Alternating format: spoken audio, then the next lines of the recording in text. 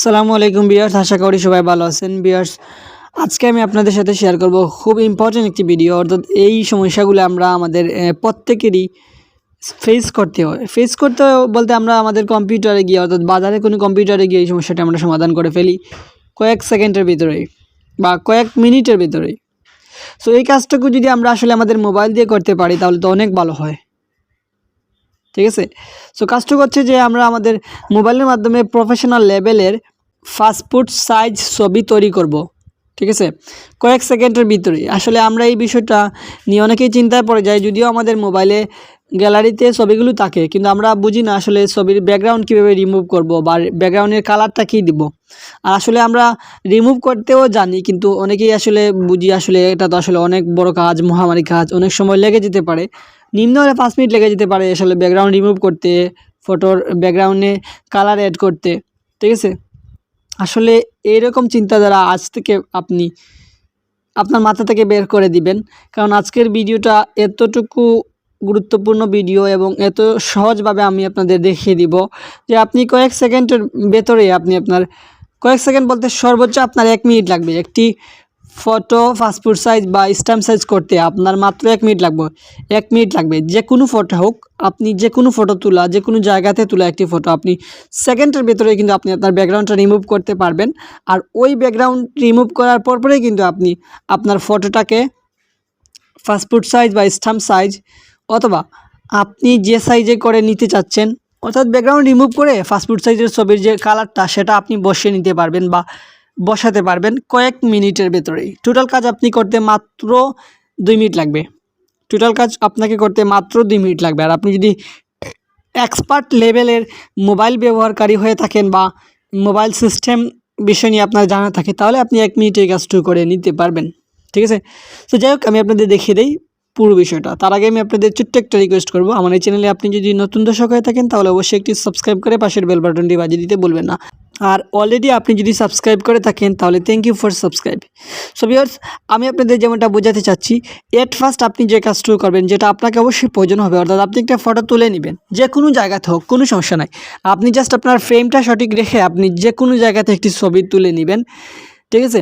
So ছবিটা তোলার পর আপনি যে কাজটুকু করবেন, আপনাকে আমি দেখিয়ে দিচ্ছি আপনি কী কাজ করবেন। আপনারা যে কাজটুকু করবেন, আপনারা ছবিটা তোলার পর আপনি জাস্ট আপনার গুগল অ্যাপ্লিকেশনটি ওপেন করবেন এবং উপরে স্ক্রল ডাউন করে আপনি আপনার ডাটাটা সংযোগ করে নেবেন, ওকে। সো তারপর আপনি ওই উপরের এই অপশনে ট্যাপ করবেন।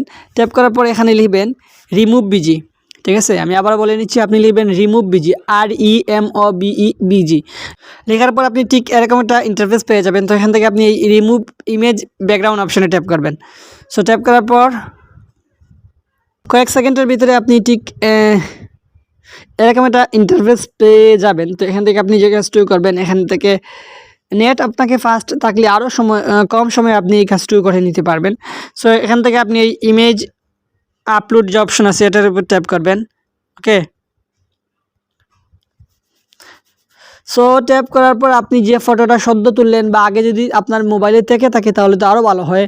সো আপনি জাস্ট ওই ফটোটা এখান থেকে যুক্ত করে নেবেন। সো এখান থেকে আমি আমার ফটোটা যুক্ত করার পর আপনাদের মাঝে আবারও ফিরছি, ওকে। আমি আমার ফটোটা পেয়ে গেছি। সো এখান থেকে আমি আমার ফটোটা সিলেক্ট করে নিচ্ছি। সো আপনারা ঠিক আপনাদের ফটোটা সিলেক্ট করে নেবেন, ঠিক আছে। সো নেওয়ার পর আপনারা একটু লক্ষ্য করবেন, এখানে কিন্তু আমার ইমেজটা দেখাবে এট ফার্স্ট, তারপর ক্রপিং করে দেখাবে, অর্থাৎ ব্যাকগ্রাউন্ড ইরেজার বা রিমুভ করে দেখাবে।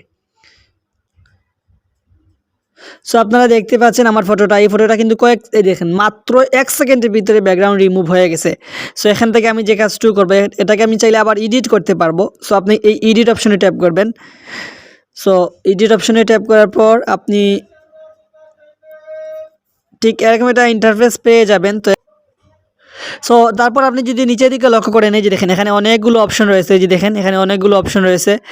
সো আপনি এই অপশনগুলো থেকে আপনি সিলেক্ট করে নিতে পারেন। ছবির কালারটা পরিবর্তন না হলেও আপনার ব্যাকগ্রাউন্ডটা পরিবর্তন হবে, অসাধারণ ব্যাকগ্রাউন্ড হবে আপনি যদি একটু লক্ষ্য করেন, এই যে দেখেন। আর আপনি যদি আপনার ছবিটা, আমার ছবিটা যেহেতু সাদা কালো রয়েছে, সেক্ষেত্রে আসলে এত বেশি সুন্দর দেখাচ্ছে না। আপনার যদি ছবিটা একটু কালার হয় সেক্ষেত্রে আরও সুন্দর দেখাবে। আচ্ছা, আমরা যেহেতু বলছিলাম যে ছবিটাকে কি করব, ছবিটাকে আমরা পাসপোর্ট সাইজের করে নিব, অর্থাৎ ব্যাকগ্রাউন্ড রিমুভ করে পাসপোর্ট সাইজের ছবি তৈরি করব বা স্ট্যাম্প সাইজের ছবি তৈরি করব। সেক্ষেত্রে আমরা যে কাজটুকু করব, আমরা এখান থেকে আমি আপনাদের দেখিয়ে দিই। এই যে দেখেন এখান থেকে আমি আমার কোন কালারটা নিতে চাচ্ছি, অর্থাৎ পাসপোর্ট সাইজ বা স্ট্যাম্প সাইজের ছবিতে কোন কালারটা নেয় সেটা আমরা এখান থেকে সিলেক্ট করে নিব। সো এখান থেকে আপনি যদি এই নীল অপশনে ট্যাপ করি, এখান থেকে আমি নীলটা বর্তমানে এই কালারটা অনেকেই নেয় ফটোতে, ঠিক আছে, এটা বর্তমানে ফেমাস একটা কালার। সো এখান থেকে আপনি এটাকে একটু গাঢ় করতে পারবেন, এটাতে যদি একটু স্ক্রল করে নেই, এটা যদি এদিকে আনেন তাহলে গাঢ় হবে বা কালার পরিবর্তন হবে, এখান থেকে আপনি কালার পরিবর্তন করে নিতে পারবেন। ওকে, তারপর আপনি যে কাজটু করবেন এখানে ওকে বাটনে ট্যাপ করবেন। এই যে দেখেন এখানে আপনারা দেখতে পাচ্ছেন আমার ব্যাকগ্রাউন্ড কিন্তু কী হয়ে গেছে, নীল বর্ণের হয়ে গেছে। সো এখান থেকে আমি এখন চাইলে ডাউনলোড করতে পারবো। আর ডাউনলোড করার জন্য আপনারা উপরের দিকে একটা অপশন দেখতে পাচ্ছেন, এই যে দেখেন, আপনি জাস্ট ওই অপশনে ট্যাপ করবেন। ট্যাপ করার পর আপনার গ্যালারিতে চলে যাবে, এই যে আবার ডাউনলোড অপশনে ট্যাপ করবেন। সো ডাউনলোড আপনারা দেখতে পাচ্ছেন উপরে হচ্ছে। সো এখান থেকে আপনি কিন্তু কয়েক সেকেন্ডের ভেতরে বা কয়েক মিনিটের ভেতরে আপনি এই কাজটু করে নিতে পারলেন বা করে নিলেন। সো এখন আমি যে কাজটু করব, আমি আমার গ্যালারিতে চলে যাব। সো গ্যালারিতে যাওয়ার পর আমি যদি আমার গ্যালারিটা ওপেন করি, এখান থেকে এই ফটোটা যদি আমি সরাসরি আমার গ্যালারিটা ওপেন করি, ওকে। সো এখন আমি চাইলে এটাকে ক্রপ করে নিতে পারবো আমি আমার স্ক্রিন শটের মাধ্যমে বা এডিটের মাধ্যমে, ঠিক আছে। সো এই যে দেখেন এখান থেকে আমি এটাকে, ওকে, এখন আমি জাস্ট এটা সেভ অপশনে ট্যাপ করব। এই যে দেখেন সেভ হয়ে গেছে এবং এই ফটোটা কিন্তু স্ট্যাম্প সাইজের ফটো হয়ে গেছে। সো এভাবেই আপনারা কিন্তু এটা স্ট্যাম্প সাইজের ফটো বা পাসপোর্ট সাইজের ফটো আপনি করে নিতে পারবেন। এটা পাসপোর্ট সাইজের বলা হয়। সো আপনি এভাবেই পাসপোর্ট সাইজের ছবি কয়েক সেকেন্ডের ভিতরে ব্যাকগ্রাউন্ড চেঞ্জ করে আপনি করে নিতে পারবেন। এখন জাস্ট আপনি কম্পিউটারে করে গিয়ে এই ছবিটা দিবেন বা বলবেন যে আপনি এই ছবিটা বের করে দেওয়ার জন্য, সে কিন্তু বের করে দেবে। এখন কথা হচ্ছে ভাই আমি এই কাজটুকু কেন করবো, যেহেতু কম্পিউটার করে দিবে। এখানে কাজ করলে আপনি আপনার ইচ্ছামতো কালার পরিবর্তন করতে পারবেন এবং আপনি বারবার ট্রাই করতে পারবেন, দেখতে পারবেন আসলে আপনাকে আপনার ছবির সাথে কালারটা ম্যাচ হচ্ছে কিনা বা এটা আসলে কেমন দেখাচ্ছে, কোন কালার সুন্দর দেখাচ্ছে না কালো দেখাচ্ছে, খারাপ দেখাচ্ছে। এখনও তো আপনারা বলতে পারেন যে এই কাজটুকু যদি আমি কম্পিউটার দিয়েও করতে পারবো, কোনো সমস্যা নাই, সেও করে দিবে আমার ইচ্ছা মতো, কম্পিউটার করে দিবে, এটা তো ঠিক। কম্পিউটার তো যে কাজ করে সে তো এটা এই ধরনের কাজের জন্য বসছে, সে তো করবে স্বাভাবিক। তবে আপনাকে এটা কেন করতে হবে বা আপনি কেন করলেন, সেটা হচ্ছে কম্পিউটার যদি করে দেয় সেক্ষেত্রে তার পারিশ্রম আপনাকে দিতে হবে, পারিশ্রমিক একটা আপনাকে দিতে হবে।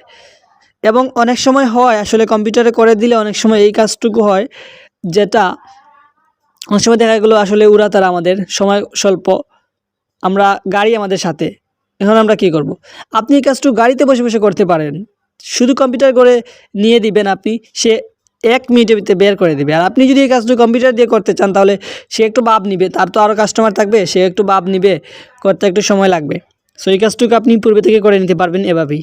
সো বিষয়টা আশা করি বুঝতে পারছি। আজকের ভিডিওটা আপনার কাছে কেমন লাগলো অবশ্যই কমেন্টের মাধ্যমে জানিয়ে দেবেন। যদি ভিডিওটা ভালো লেগে থাকে তাহলে অবশ্যই একটি লাইক করবেন।